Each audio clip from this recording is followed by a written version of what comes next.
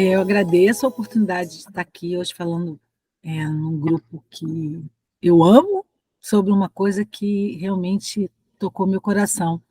O Reiki chegou para mim através da minha irmã, que foi fazer um curso, me levou para fazer, e eu me apaixonei pelo que é o Reiki, e o Reiki não é uma religião, ele é uma filosofia que vai te, né, incorporando ao seu dia a dia, e realmente leva a gente a uma expansão de consciência e nos traz pessoas melhores. Ele é muito afinizado com a nossa doutrina, guardadas as devidas proporções, como eu comentei, né, ele não é uma religião, é uma filosofia de vida. Eu fiz um resumo a respeito do Reiki. Tamar, eu posso compartilhar, né, aqui a minha tela, deixa eu colocar aqui. Mas, enfim, então, como eu estava falando para vocês, o Reiki é uma técnica japonesa, né, para canalização de energia. Eu pedi para colocar. Vocês vão ver que a primeira imagem, ela traz escrito ali o Sui Reiki Ryoho, que é terapia natural, o Sui, né, que foi um método, vamos dizer assim, canalizado por o Sui Sensei. Você também não está aparecendo, né? Só está aparecendo você, É a bolinha. estranho. Também não entendi, porque é estranho mesmo. Deixa eu ver se eu consigo. Volta, vá. Uai, Agora você volta lá para a primeira, por favor.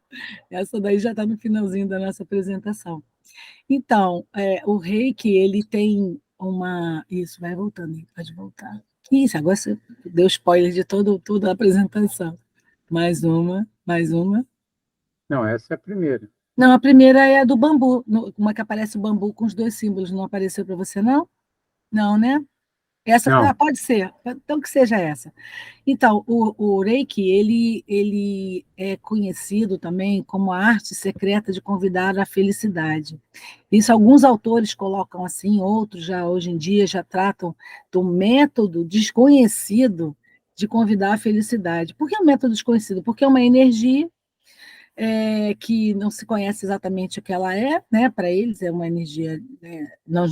Aqui nós temos o conceito, a gente já fala muito claramente já da energia cósmica universal. Eles entendem o rei é essa energia. A palavra rei quer dizer isso, e essa felicidade se dá quando você leva essa energia canalizada para a cura da pessoa que está sendo tratada com o Reiki e a da pessoa que está tratando aquela pessoa. Então, essa maneira vamos dizer assim, é uma maneira de encarar que o reikiano encara a possibilidade de utilizar o reiki, aplicar o reiki a alguém. Ele está fazendo esse convite à felicidade, a felicidade dele e a felicidade do próximo. Pode passar também, por favor, Itamar?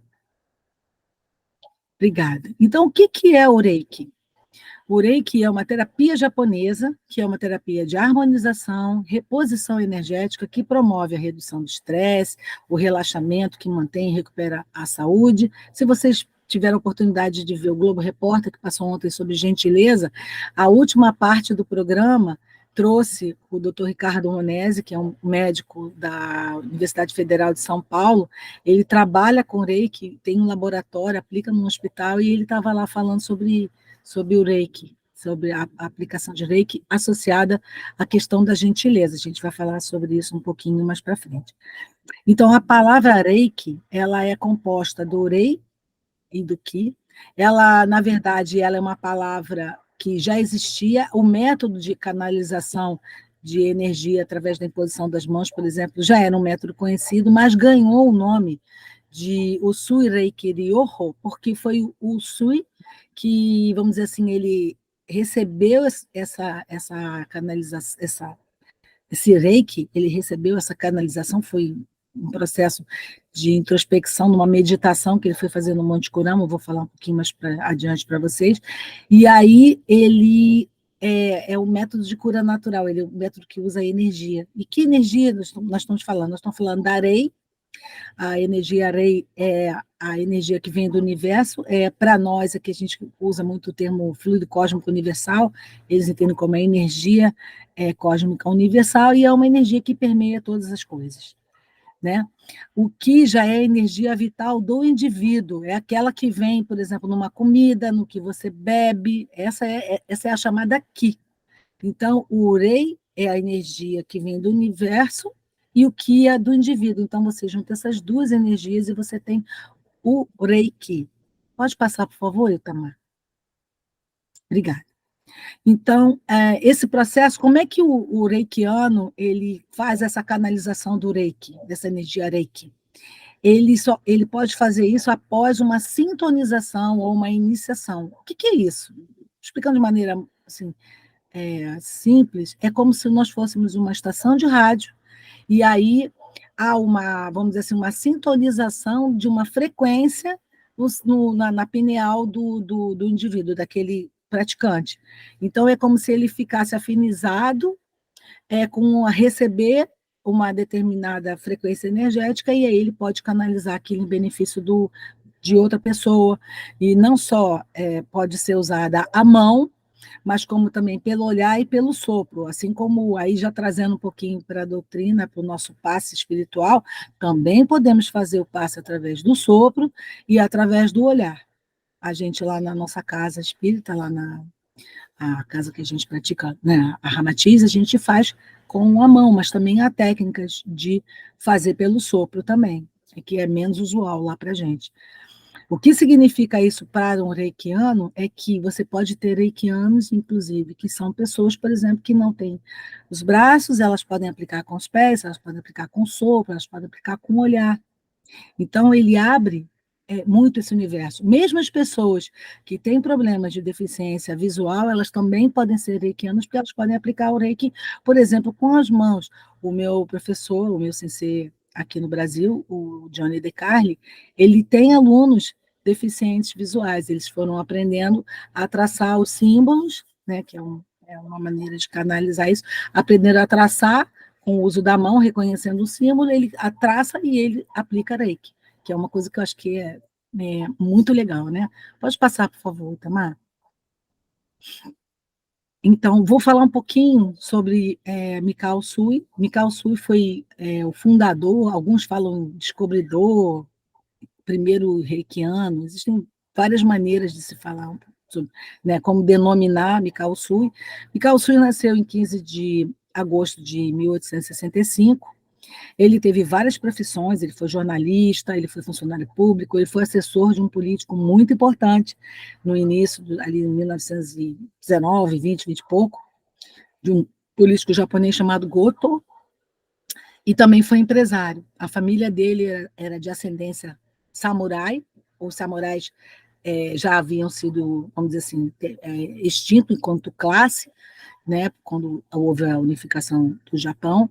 A família dele, então, quanto família de um samurai, recebeu algumas terras, algumas coisas para cuidar, e a família dele recebeu ele era de uma área que tinha uma destilaria de saquê. Depois que o pai dele faleceu e tal, ele ficou responsável pelos negócios, as coisas não foram muito bem, e aí o negócio dele faliu. Ele já casado, 3 filhos e tal, ele teve uma crise existencial muito grande, ele era budista. Então, o que ele fez? Ele foi estudar em uma escola muito importante para o budismo, fica no monte Enryaku, na cidade, ali nas proximidades de Kyoto, e ele ficou lá estudando, estudando, estudando para sair daquela crise existencial, e ele não conseguia. E aí ele foi conversar com o sacerdote-chefe lá, o superior, hierarquicamente lá, vamos chamar assim, como é que a gente fala? O superior dele, o dirigente dele, né, para a gente ter uma comparação. E aí ele recebeu uma orientação, olha, vai meditar no Monte Kurama, é como se ele fala assim, você precisa morrer uma vez. Claro que isso é metafórico, né? Ele precisava se desconectar da realidade dele para poder chegar a essa iluminação. Ele estava procurando o que a gente chama de Anshin Hitsume. O que é o Anshin Hitsume? A tradução mais comum é a iluminação, mas, na verdade, o que ele estava procurando era o seu propósito de vida. Ele estava sem propósito, ele tinha entrado numa depressão e não sabia mais o que ele ia fazer da vida dele. Ele estava com a vida dele toda, vamos dizer assim, congelada, atrapalhada, E com esse estudo ele passou o tempo em que ele deveria ter se sentido, vamos dizer assim, mais iluminado, então ele recebeu esse conselho para ir lá meditar no Monte Kurama e ficar lá meditando por 21 dias e para ver se ele alcançava essa meditação, essa iluminação. Essa meditação aconteceu no final de março, em abril, em 1922, fez 100 anos no ano passado, e foi um grande evento para os reikianos. Como a gente estava ainda em processo pandêmico, o Japão estava fechado, eles comemoraram, na verdade, esse ano que eles começaram as grandes comemorações. Pode passar, por favor, Itamar? Então, o que aconteceu foi que, ao longo, ele ficou no Monte Kurama, meditando em umas raízes que tem lá no topo, eu tive a oportunidade de estar lá, ele ficou meditando, e na madrugada do 21º dia para o 22º, se não me engano, ele foi atingido por uma espécie de relâmpago, como é descrito pelos pesquisadores históricos, né? E aí ele desmaiou. Quando ele acordou já numa outra vibe, cheio de si, cheio de energia, cheio de disposição, e aí ele falou, cara, é isso, vou procurar o meu sacerdote lá, chefe, e vou conversar com ele. Será que isso foi a iluminação que eu encontrei? E estava mais entusiasmado, desceu correndo lá, foi parar, chegar num rio que tem perto lá para ele beber uma água, tropeçou, machucou o pé, a unha do pé, sangrou muito. A primeira coisa que ele fez foi colocar a mão. No que ele colocou a mão, ele sentiu uma energia fluir da mão dele, a dor parou, o sangramento parou, ele, opa, tem alguma coisa diferente aqui. Continuou a caminhada dele, desceu numa vila que fica ali aos pés do Monte Kurama, chegou lá, ele encontrou uma pessoa com dor de dente, vocês podem imaginar, em 1922, o tamanho que estava o dente, o abscesso de uma pessoa que estava lá, uma menina que estava mal. Aí ele foi e levou a mão dele lá para fazer, para aplicar, né? Ele não sabia, ele botou a mão lá, o que era esse reiki, ele botou lá, e a pessoa que recebeu essa energia, ela teve uma melhora significativa. Não sei se, vamos dizer assim, se ela curou, mas, enfim, a dor que ela estava sentindo, a inflamação cedeu, e ele ficou muito entusiasmado com isso. Voltou, foi falar com o sacerdote, explicou o que havia acontecido, e aí esse sacerdote confirmou que ele havia recebido, que ele havia chegado à iluminação, mas que, na verdade, esse poder terapêutico que ele recebeu, ele teve uma iluminação espiritual, mas o poder terapêutico, né, de cura que ele recebeu, ele foi um efeito secundário que ele, então, deveria aproveitar aquele poder de cura e usar para fazer a cura no mundo, ou fazer a cura nas pessoas que estavam no entorno dele. E isso foi um processo muito importante. Pode passar, por favor, Itamar? Porque pouco depois, eu sei que ele foi curando as pessoas, foi capacitando outras pessoas, porque ele fundou a Reiki Ryoho Gakkai, que é a sociedade Usui de terapia natural, onde ele tinha como uma clínica, porque ele começou fazendo de graça, viu que as pessoas não davam muito valor, ele começou a cobrar para fazer a aplicação do Reiki como cura. Depois ele, como terapia, na verdade, não como cura, né? Vamos colocar assim, como terapia. E aí ele começou a capacitar várias pessoas, e aí em 1923 aconteceu um grande terremoto na região lá no Japão, na região de Tóquio e alguns outros estados ali, naquela proximidade dali, muita gente morreu, e ele, mais o pessoal, os discípulos dele, foram para as ruas, eles saíam curando as pessoas, atendendo, ajudando, aplicando o reiki, e aí a coisa ficou como é que eu vou dizer? Ele teve tanto sucesso, ele e os discípulos, que eles começaram a ficar famosos. E aquilo foi se espalhando, as notícias foram se espalhando, a HK, enquanto empresa, começou a se expandir, e aí ele começou a dar cursos ali no Japão, ele viajava para dar curso, e numa dessas viagens, ele já tinha sofrido alguns AVCs, ele faleceu. Ele fez tudo isso em 4 anos, ele deixou mais de 2.000 discípulos sintonizados por ele, e deixou poucos mestres, poucos tinham essa habilidade, esse conhecimento, não só habilidade, né? Eu acho que a palavra que eu usei está equivocada, seria melhor, o conhecimento para sintonizar mais pessoas, para chegar àquele grau. Ele era muito observador, ele dava palestras toda semana, ele tinha uma filosofia por trás de tudo que ele fazia, para ele trazer as pessoas para aquela seriedade que era aquele trabalho dele, e aí, assim, ele formar outros reikianos. Então, um reikiano que entrava com ele para trabalhar, entrava no nível 1, e até ele aprender, poder ir para o nível 2, ele ficava observando a pessoa, às vezes, 2 anos, para que ela pudesse ele ter a confiança, já que muito da técnica do Reiki era utilizada com as mãos. Então, as pessoas tinham que ser tocadas, o que a gente chama de toque de borboleta, né? Você mal encosta, mas havia um toque da pessoa. Então, ele era pessoas, não era qualquer pessoa que ele permitia que subisse, né, para o segundo nível.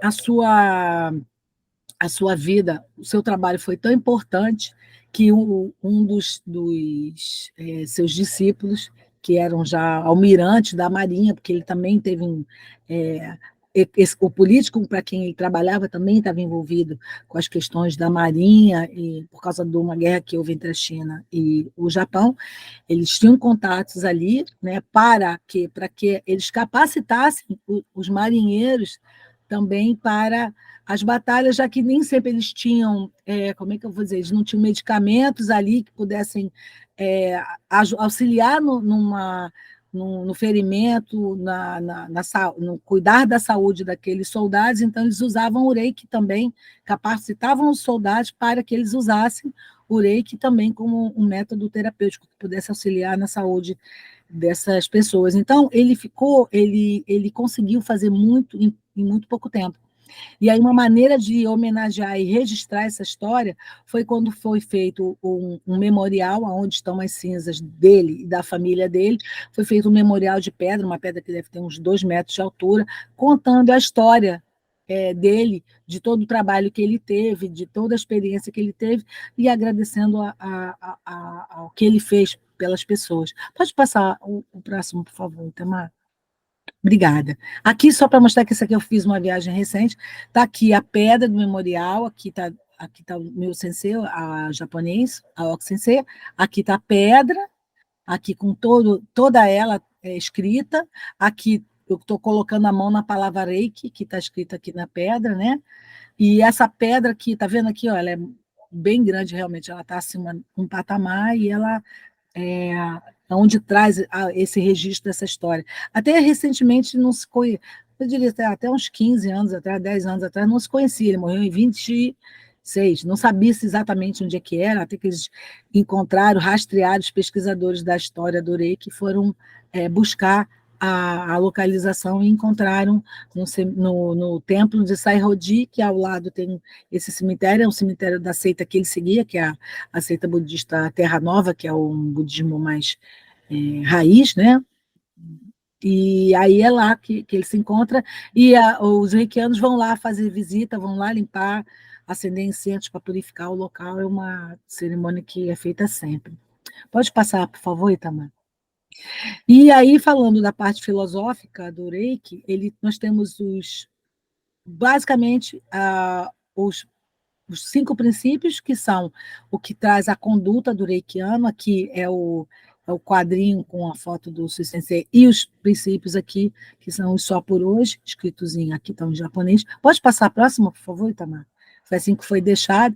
Mas o que são os 5 princípios? São regras de conduta, onde eu tenho que, em português, é o só por hoje não se zangue, só por hoje não se preocupe, só por hoje seja grato, faça o seu trabalho de maneira honesta e aplicada, focada, faça bem o seu trabalho, seja gentil com todas as criaturas. Aqui do lado está em japonês, porque o praticante de Reiki, a partir do nível 3, ele já pratica o Reiki em japonês, é porque os 5 princípios, assim como os mantras, a sonoridade, ela é importante, ela reverbera de maneira diferente no coração. A gente faz o Gokai nessa posição aqui, fala dentro das mãos, e isso é como se ele entrasse pelos canais que a gente tem nas mãos, energéticos, e vai reverberar no coração, que é onde é a fábrica do Reiki, né?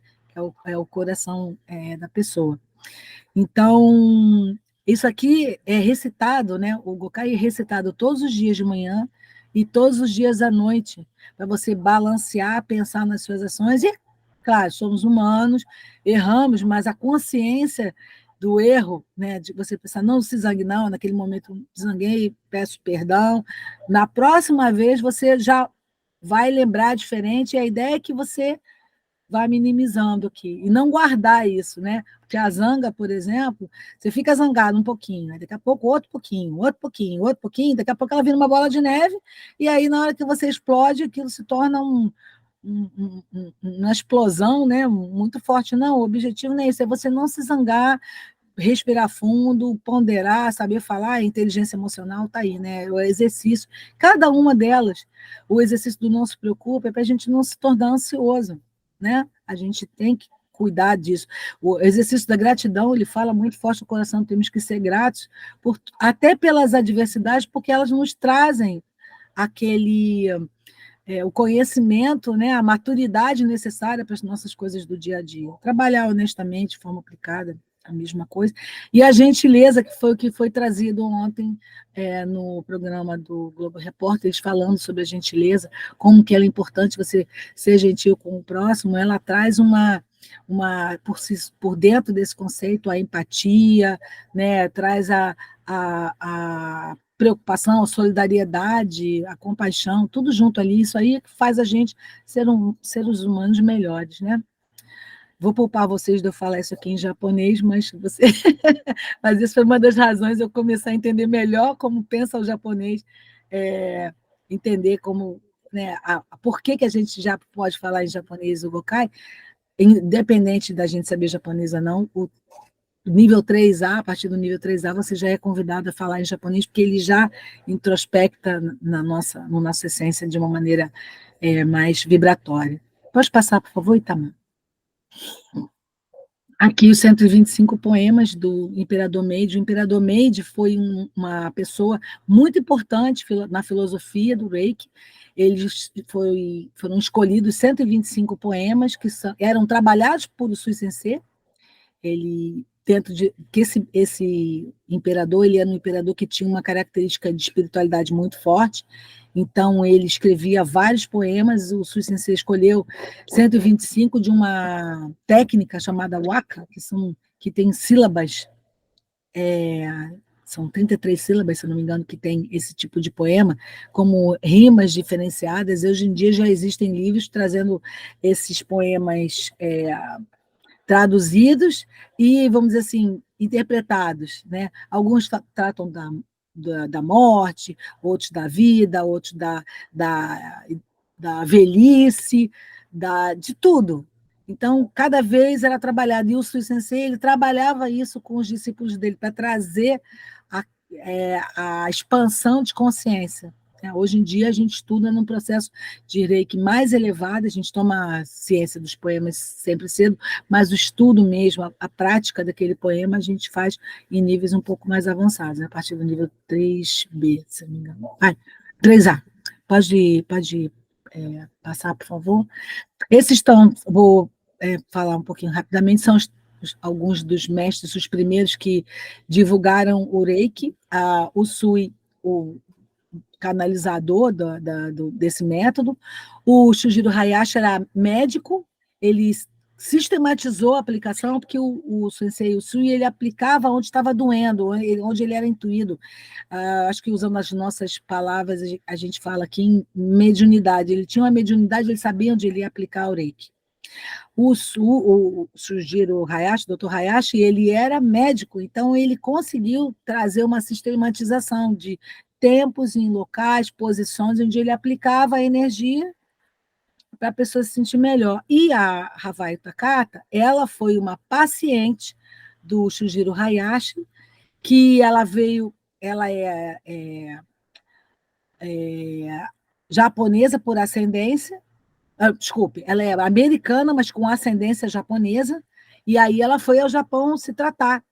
E nisso que ela foi para lá, ela foi para se operar, e aí meio que desenganaram ela onde ela foi, e aí deram a ela o endereço da clínica do Dr. Hayashi para ela ir se tratar. Ela ficou em tratamento 4 meses e ela teve um sucesso tão grande, ela teve a cura, ela obteve a cura dela, que ela pediu para ficar lá, para aprender a se tornar reikiana, e quando ela saiu do Japão, ela levou o reiki para o Havaí. Foi aí que vamos dizer assim, o lado ocidental recebeu o reiki e ela conseguiu espalhar, divulgar o reiki assim, que chegou para a gente aqui, porque o japonês ele não divulga muito o reiki. Ele não divulga para estrangeiros, né? Principalmente. Tem alguns mestres que nos ensinam sobre o reiki. São poucos, eu trouxe umas fotos de alguns aqui, para vocês entenderem como o japonês é tradicional, ele é fechado, não é todo mestre japonês que ensina para estrangeiros. Ela foi a precursora, ela deu esse impulso para trazer o reiki, e ele se fortaleceu tanto no Ocidente, que foi essa ida para o Ocidente que, vamos dizer assim, com a Segunda Guerra Mundial, onde ficava a Gakkai sofreu, parece que com bombas, foi destruído o lugar, e algumas coisas ficaram, os praticantes falavam muito entre si, o reiki acho que ficou meio que proibido por lá, e aí uma pessoa foi voltando para lá, foi falando de reiki, e foi trazendo o reiki lá de volta, criou, né, trouxe a vontade dos reikianos que existiam lá a voltar a praticar, e hoje em dia temos mais praticantes lá. Pode passar o próximo, Itamar, que eu quero ver se eu falo um pouquinho mais rápido aqui para não estourar o tempo. Então, aqui estão os mestres, hoje em dia, são os mais conhecidos no planeta, no mundo, são pessoas que são os maiores mestres, as referências de todo praticante reikiano, que é o Sensei Doi Hiroshi. Ele tem um sistema próprio dele, que é chamado Gendai Reiki, que ensina para estrangeiros. Ele acabou de dar o último curso dele, que ele já está com uma certa idade, está com 80 e poucos anos já. O Aoki Sensei Noriko Ogawa, que são o Fuminori Aoki e Noriko Ogawa, que são do sistema Reido Reiki. Johnny De Carli, que é brasileiro, que tem 17 livros, acho 16, 17 livros escritos sobre Reiki, um grande divulgador desse método, inclusive lá dessa técnica, inclusive lá na Europa, ele dava aula na Espanha, em Portugal, em vários lugares. Esses dois que estão aqui juntinhos são os representantes, que é o Frank Arjava e o Tadao Yamaguchi, são os representantes, eu uso uma expressão que é o guardião do segredo. Eles trouxeram para si a responsabilidade de manter o reiki exatamente como era na época do mestre Sui. Os outros já tipo assim, evoluíram o reiki, outras técnicas, eles foram aprimorando algumas experiências que eles tiveram e criaram seus próprios sistemas. O Jikiden Reiki, que é a linhagem que eles ensinam, né, ela é a originária lá, né, que seria a original, a ensinada pelo Sui Sensei. Esse outro aqui, que está nesse fundo com a camisa vermelha, é o Walter Lubeck. Lubeck é um alemão com uma experiência incrível, tem um método maravilhoso, que é o Rainbow Reiki, Reiki Arco-Íris, um sistema muito diferente, um sistema, assim, energeticamente falando, eu quando tenho que enviar muito Reiki, eu uso o sistema dele, que eu acho que é um sistema muito forte. O outro é o William Lee Rand, o Patrick. O William, ele criou os sistemas que, inclusive, tem influência do Sai Baba, diz que foi um sistema que foi canalizado por Sai Baba, que é o Karuna Reiki, e também o Reiki chamado Animal Reiki, não é só para animais, mas traz uma energia diferenciada que também nós, como enquanto animais, também podemos receber. É um símbolo diferente, uma frequência diferente, uma frequência energética diferente. O Patrick, esse primeirinho aqui na última fila, ele recebeu o símbolo, a energia, todo mundo parte do Reiki, todos eles já eram reikianos, só que eles aprimoraram seus métodos. Então, o Patrick, por exemplo, ele recebeu outros símbolos de Reiki, nós não chegamos a falar de símbolo, mas são como frequências diferenciadas. À medida que você vai subindo o nível, você vai recebendo essas frequências, e aí você vai ampliando o seu leque de atuação do físico, passando pelo emocional, pelo mental, até o espiritual. Você vai como que ganhando experiência, ganhando graduação, aonde a complexidade do símbolo pode ajudar, né? Ele recebeu na pirâmide de Quéops, lá no Egito. Eu tenho uma amiga que agora vai, inclusive, fazer uma viagem com ele. O Inamoto é monge budista do budismo Terra Nova, da mesma vertente do Sui Sensei. Ele ensina para estrangeiros. O João Magalhães, que é português, é escritor, ele é presidente da Associação Portuguesa de Reiki. E o Justin Stein, ele é escritor, pesquisador sobre a história do Reiki. Havia algumas questões que a gente conhecia antes, que se mostraram que eram lendas, eram mitos, não eram exatamente daquele jeito, e ele faz esse papel de trazer, ele e todos os outros, né, pesquisam e trazendo a coisa mais perto da nossa realidade. Pode passar, por favor, Itamar? Obrigada. Aqui é uma conversa rápida sobre o fato do bambu ser um dos símbolos do Reiki. É uma coisa que eu achei bastante interessante para trazer para vocês, antes da gente chegar na parte que fala exatamente do passe espírita.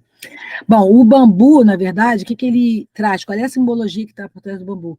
Ele é humilde, ele se curva perante os obstáculos, mas ele não quebra, ele é uma planta persistente, uma planta resistente. Ele se curva, mas ele não se quebra.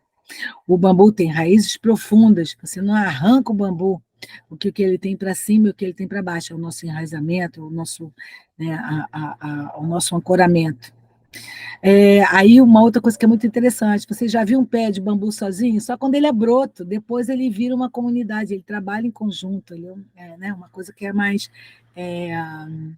assim como nós, né, trabalhamos em equipe para exercer os médios trabalhando num centro espírita, no momento de um passo, como a gente tem na nossa casa, estamos todos juntos lá. O bambu não cria galhos, nós perdemos muito tempo com a vida tentando proteger os nossos galhos, que são aquelas coisas insignificantes pelas quais às vezes damos um valor inestimável. Para ganhar é preciso a gente perder aquilo que nos impede de subirmos suavemente. Pode passar outra, Itamar, por favor? Outra coisa que é muito bacana que eu trouxe também, que o bambu ele é cheio de nós e não de eus, né? O bambu é oco, e ele sabe que se ele crescesse sem aqueles nós, ele seria fraco, ele seria uma coisa oca, tem lá em cima. Não, os nós, metaforicamente aqui, né, pensando no bambu, eles são os problemas e as dificuldades que a gente enfrenta, que são aquelas que nos sustentam, que nos dão aquele lastro, né, a segurança para enfrentar os momentos que podem surgir mais difíceis, nos dão a sabedoria do que nós vamos, né, dos problemas que nós podemos enfrentar mais adiante. Então, acho que tem a questão de que os nós também representam as pessoas que nos ajudam, que estão próximos, e que também são a nossa força, a nossa fortaleza naqueles momentos mais difíceis que vêm, podem vir. Sendo o bambu sendo oco, ele é vazio de si mesmo, e que enquanto não esvaziamos tudo aquilo que nos preenche, né, rouba nosso tempo, tira a nossa paz, a gente não é feliz. Então ele é oco também por causa disso. E aí, né, o finalzinho, que o bambu está sempre indo para o alto, tá sempre buscando a sua meta. Ele não tem galho, ele vai, é uma planta focada, né? Ela tem meta, tem foco. Pode passar o próximo, por favor, Itamar? E aí sim, né, a nossa conversa nos trouxe tudo que eu expliquei antes, foi para a gente entender um pouquinho da filosofia que está por trás, né, do Reiki, enquanto terapia curativa, né, que é isso que a gente traz, e quais as diferenças, né, afinal, entre o passe espírita e uma aplicação de Reiki. Bom, comecei pelas semelhanças. Ambos são práticas energéticas, eles se utilizam do fluido cósmico universal. Ambos utilizam as mãos, o olhar, o sopro. São canalizações de energias fluídicas vitais com o propósito de ajudar na recuperação de desarmonias físicas, emocionais, mentais e espirituais. O passe trabalha exatamente isso, lá quando a gente tem o nosso processo de passe, que começa pelo chakra coronário, ele faz toda uma varredura, todo um equilíbrio, é isso que a gente procura, né? Vamos equilibrando desde a nossa conexão com o divino até com a nossa conexão com o planeta Terra. Eles buscam o equilíbrio e a harmonização do corpo e do espírito para que o indivíduo alcance um estado de harmonia física, de lucidez mental e de lucidez intelectual. Isso é que eles têm, vamos dizer assim, em comum. Agora, as diferenças. Pode passar, por favor, Itamar?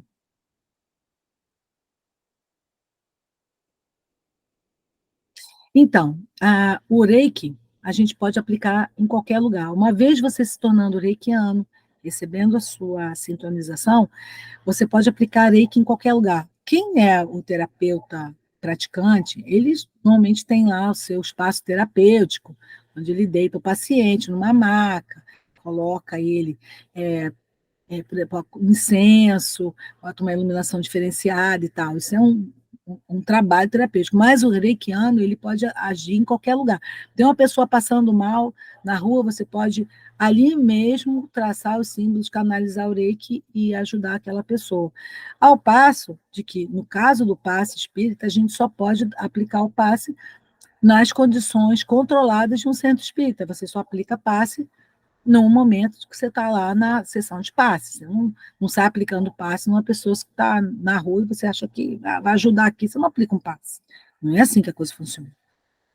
O reiki, ele não é religioso, ele é filosófico. E já a doutrina espírita, o passe, ele é um instrumento de atuação, né? Ele é um instrumento, está dentro da doutrina espírita, aquela canalização energética. No caso do reiki, são os praticantes de reiki que podem ter qualquer religião. O Johnny tem padres reikianos, alunos padres, alunos que são até pajés, espíritas também. O Sérgio Vende, não sei se você lembra, ele esteve o Paulo, acho que teve com ele lá no Frei Luís, numa daquelas vezes que ele estava indo lá, ele teve com o Sérgio. O Sérgio, ele tem uma experiência de reiki aplicado num centro dele, Ramatiz, lá em Goiânia, se não estou enganada. Então, esses praticantes podem ter qualquer religião. Já o passe espírita, ele é praticado por médiuns que têm uma capacitação, recebem um treinamento para aplicar aquele passe lá. Por outro lado, o praticante reiki, ele precisa ser sintonizado, ele precisa ter uma aula com um mestre que já tem habilidade, já foi capacitado para fazer essa sintonização.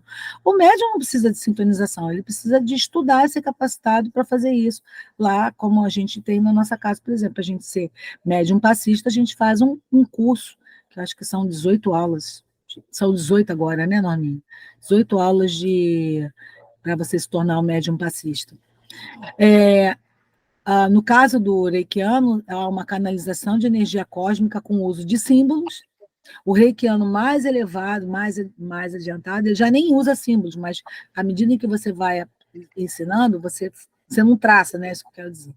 Você usa aqueles símbolos para você, por exemplo, você pode diferenciar as energias que você tá tratando físico, você vai usar um símbolo. Oi, Norminha, pode falar. Oi, meu anjo, são 16 aulas agora. São 16. Isso eu estava com o número, são 16, né? Obrigada. Na Ramatiz. Na Ramatiz. É porque no meu tempo eram 12 e agora são 16, não é isso? Perfeito.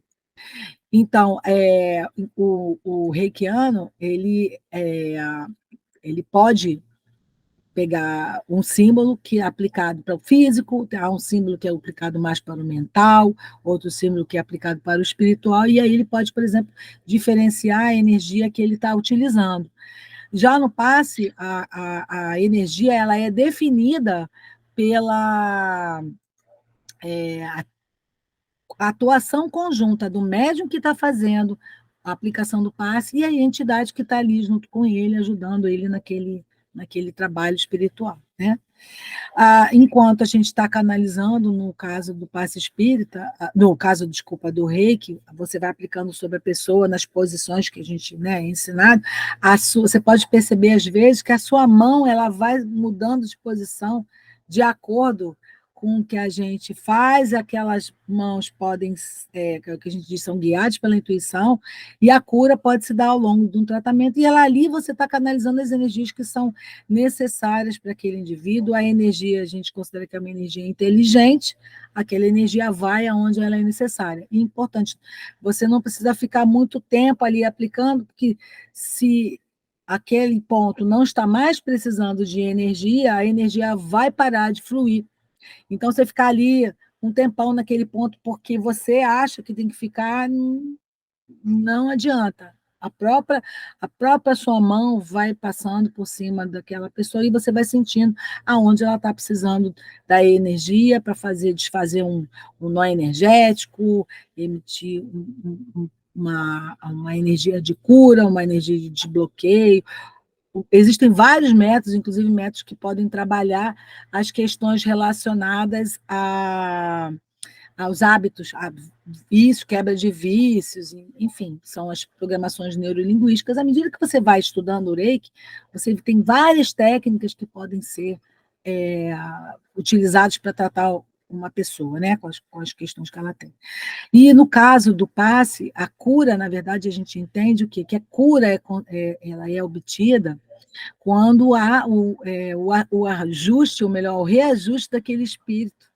Ela é dependente do merecimento daquele espírito. Não que no Reiki não seja, mas são maneiras diferentes da gente perceber essa conexão. Né? Na verdade, foi isso que eu me propus a trazer para vocês, um apanhado muito geral sobre o que é o Reiki, como que ele é. O Reiki é uma coisa mais detalhada, mais complexa, mas se vocês quiserem perguntar alguma coisa, enfim, estou aqui à disposição. Pode falar, Vidal. Como médium, Hum. se você estiver numa sessão de aplicação de Reiki, sintonizada com os princípios reikianos, ainda assim você percebe a participação dos guias espirituais? Enquanto espírita, eu vou dizer para você, sim. A gente não faz nenhum trabalho sozinho, mas filosoficamente falando, enquanto médium espírita, eu percebo isso. Há pessoas que não são espíritas, não são praticantes, não têm essa percepção, o que não impede, em absoluto, que elas sejam excelentes reikianos e que não possam ajudar em muito a pessoa que ela está tratando. Né? É muito comum você escutar de reikianos que, nossa, eu percebi a presença de um espírito curador, percebi a presença do meu guia espiritual. Quando a pessoa ela já está mais afinizada a essa percepção do que está no seu entorno, aí ela percebe isso muito claramente. A gente percebe, às vezes, até no aroma, há um aroma diferente na sala. Mas isso é muito da percepção, da sensibilidade daquele indivíduo que está trabalhando. O Reiki, ele tem, vamos dizer assim, base filosófica, muita coisa do budismo, do taoísmo, porque o Sui era budista, ele trouxe aquelas ideias, conexões, percepções do budismo para aquele. Por isso que ele criou aqueles, né, o Gokai, ele tem os poemas do imperador que trabalham toda essa parte filosófica para ele garantir que a pessoa que estaria aplicando, canalizando uma energia estivesse equilibrada emocionalmente, psicologicamente, até espiritualmente, porque você vai ganhando, à medida que você vai, por exemplo, cuidando, discutindo os poemas, você vai mudando a sua maneira de pensar, aumenta a sua percepção, e aí se torna melhor reikiano, né? Ou melhor praticante de reiki, e a conexão é tão grande, eu diria para você, que temos centros espíritas que utilizam o reiki como método, né, como método cura. Não quero usar a palavra cura, porque a gente pode cair no charlatanismo, no curandeirismo, que são questões legais, né? Mas ele traz a filosofia do Reiki para dentro do centro. O Sérgio Venço, lá em Goiânia, aqui no Rio temos vários centros que utilizam o Reiki como terapia, né? Como tem lá sessões de cura, também temos sessões de Reiki. É muito importante isso, né? A pessoa está afinizada com o que está fazendo, que ela pode realmente sentir a presença dos guias espirituais ali, né, nesse processo. Tá, isso eu perguntei primeiro para você, como médium brasileiro, etc. Agora, eles lá, você teve no João, lá, eles têm essa percepção? Olha, eu tive a oportunidade de estar com alguns, né? Eu tive oportunidade. E é muito interessante, porque eu tive professores alemães, eu tive professores japoneses, tive professores americanos, e cada um enxerga de uma maneira, mas eles já não são, alguns, vou te se situar, por que aqueles mestres todos ali, eu te mostrei aqueles mestres todos ali, né? Alguns japoneses, outro americano, outro japonês, o guardião do segredo, né? Que são aqueles lá que trazem em si a essência do Reiki. Se você for conversar com quem é praticante do Reiki, do Jikiden Reiki, é o Reiki tradicional, ele, por exemplo, ele não envia Reiki para um desencarnado, porque ele entende que o desencarnado voltou para o tudo, ou para o nada, ele vai para algum lugar que ele não. Para que eu vou enviar energia para aquele lugar? Não faz sentido dentro da filosofia. Ao passo que você pega outros sistemas, você pode mandar. Você faz uma caixinha onde você coloca seus pedidos e canaliza seu reiki ali. Cada um criou uma maneira de exercer o reiki à distância. Eu, por exemplo, eu envio muito reiki à distância, com o nome, eu peço uma coordenada espiritual, né? Vou mandar para quem? Então, eu preciso do nome, de uma data de nascimento, e normalmente eu peço o nome completo, a data de nascimento e o problema que a pessoa tem. No caso, a gente pode também mandar para o desencarnado. É como uma oração. Chega lá para aquela pessoa. Alguns professores de Reiki, eles trazem isso em si, mas não, talvez mais por eles, né, pela compreensão que eles têm, do que pelo método em si, porque a grande parte fala em aplicação de Reiki para a cura do indivíduo, para tratar ele de hábitos nocivos, fumar, beber. Existem técnicas que você vai trabalhando a pessoa. Claro, não é pílula dourada, né? Você não toma um negócio e fica bom. Você faz um tratamento por algum tempo e aí você vai amenizando aqueles sintomas até que a pessoa pode chegar realmente à cura. Depressão, ele é muito bom para depressão, insônia, ele trata tudo isso. A pessoa fica muito mais relaxada. Não precisa nem muito longe, né? Falando de depoimentos públicos, quem teve a oportunidade de assistir ontem o Globo Repórter, viu pessoas que estavam se tratando de câncer, que entram em estado de depressão e coisa e tal, e estavam sendo cuidadas lá na Universidade Federal de São Paulo, com um camarada que tem, inclusive, tese de doutorado no Reiki, que isso é ele fez em ratos, se eu não me engano, ele fez com e sem, ele fez umas aplicações assim, e isso dá um background científico também, porque uma das coisas que todo mundo fala hoje em dia é que não tem comprovação científica. Não, já tem muitos artigos sendo publicados, inclusive, né? Livros aí que tratam também dessa questão. Mas o japonês ele é muito fechado, sabe, Vidal? Eles não são muito abertos. Os que são mais abertos para os estrangeiros se abrem, inclusive, para esse tipo de pergunta. Eu fiz essa pergunta para o meu professor alemão, o Arjava, ele falou, não faz sentido dentro da... Mas se você quiser mandar, ele dizia assim, mas se você quiser mandar para o desencarnado, manda. Você quer fazer num animal? Faz. Quer fazer numa planta? Faz. Mas não está dentro daquele pacotinho filosófico que ele é o representante daquele sistema. Qualquer outro sistema, eu mando, ou até os cristais recebem Reiki para trabalhar numa mandala. Você faz uma mandala usando símbolos fortes, como o Antakarana, que é aquela suástica revertida, né? Que é um cubo, se você depender da posição que você olha, ele é meio cubo, né? Você pode montar uma mandala com aquele ali, você bota cristais em alguns pontos, bota os seus pedidos ali e aplica Reiki naquela mandala, aí funciona. Funciona no caderninho. Todo reikiano de segundo nível tem um caderninho lá de pedidos, onde ele faz pedido para a família, pedido para o negócio, pedido para a saúde, e ele fica ali canalizando e a coisa funciona. Eu vejo isso como você colocar a sua força de vontade, o seu pensamento, é a seta, sabe como é? A energia focada, ela plasma lá na frente.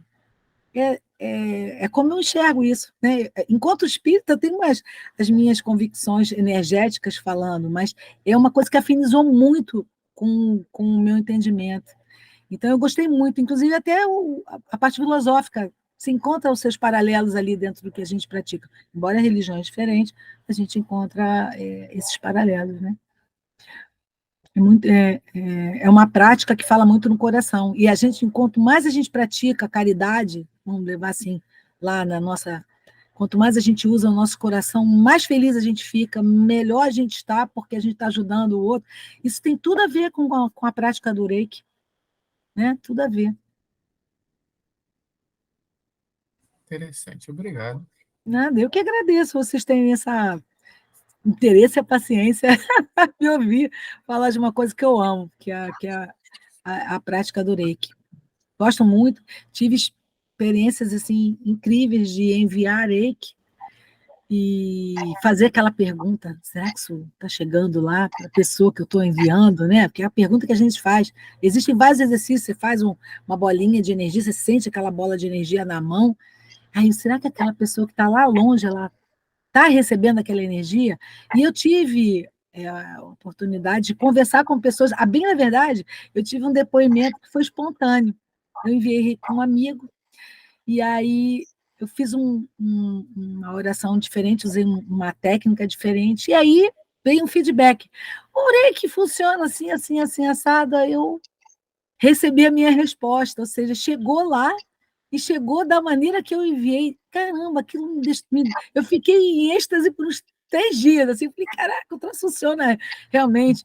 Na época da pandemia, que a gente não podia sair para aplicar reiki, né, nas pessoas, nos amigos, isso foi um alento. Foi a época que eu mais estudei, a época que eu mais aprendi, e foi a época que eu acho que houve um boom de conhecimentos, de pessoas praticando o reiki, muito grande. Todo mundo se sentiu na vontade de ajudar os outros, e já que a gente não podia estar presencialmente, né, a gente fez a distância, como uma oração canalizada, vou colocar assim, né, uma oração focada, com uma maneira diferente de você enviar essa energia. E uma coisa que você agora tocou num ponto que eu gostaria de aproveitar para falar, o meu mestre de reiki brasileiro, Johnny De Carli, ele conta para gente que ele teve uma cunhada que desencarnou muito nova, ela desencarnou por um acidente, em um atropelamento, se não me engano foi um atropelamento, e que ele sempre enviava reiki para ela, desencarnada, né? E que um dia ele estava numa sessão espírita, aliás, minto, uma amiga dele que psicografava, encaminhou para ele um depoimento. Ele falou até que vai colocar isso no livro, por isso eu me sinto à vontade de falar aqui, que ele sempre conta para a gente. E que esse depoimento chegou para ele explicando com ela que ela nunca quis ser reikiana, ela não acreditava.